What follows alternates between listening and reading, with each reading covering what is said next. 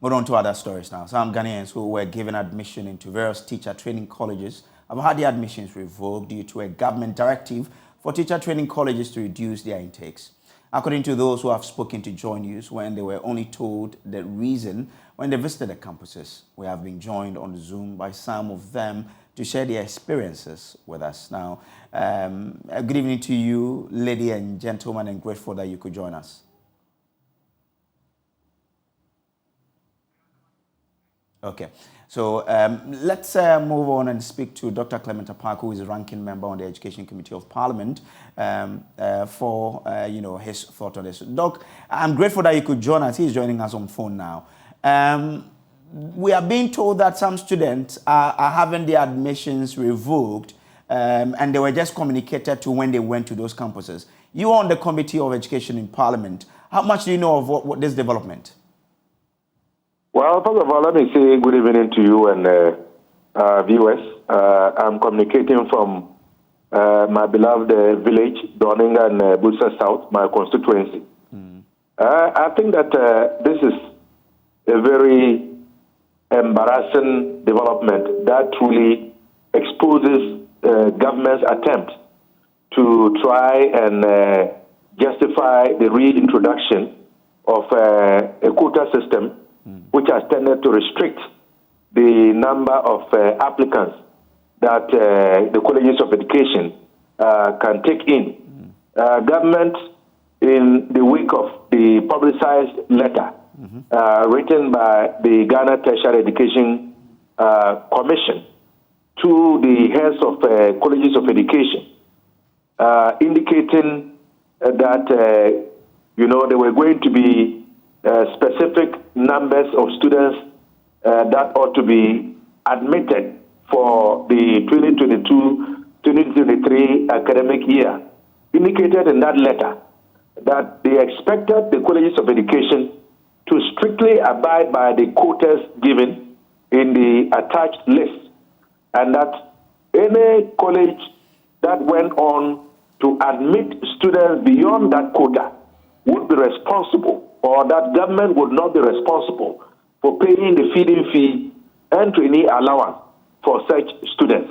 So it is very clear, as we have said all along as a minority, that the real issue is not about inadequate space, although we don't deny that there are challenges to do with space. The issue is government's inability to meet its commitments in terms of fully funding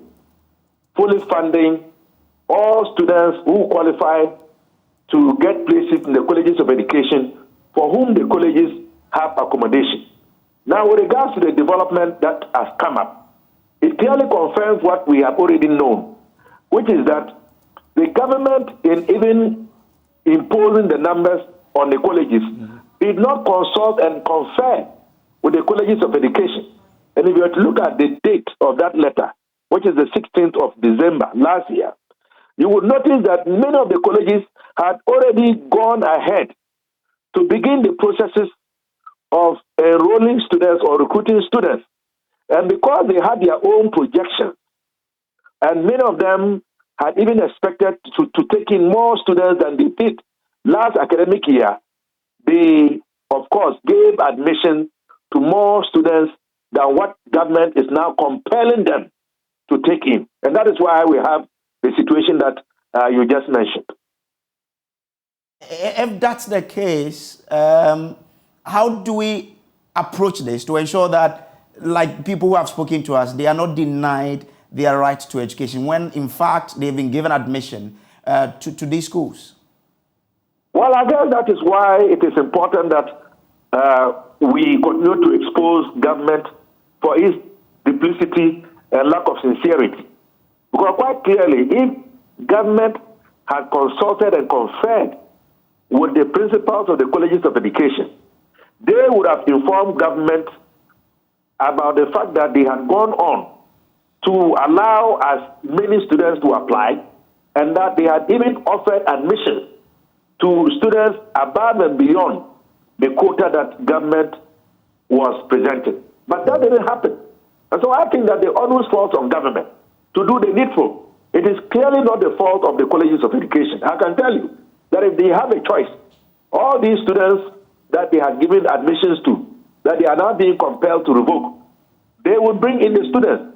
But they cannot do so because government has said that if you even take one student, in addition to the mandatory quota that we are giving you, we are not going to be responsible for paying the trainee allowance and feeding fee for such students. So I think that government ought to either augment the numbers given by consulting with the colleges of education to know how many students or how many applicants they gave admissions to, and adjust the numbers that were published upwards to deal with the situation.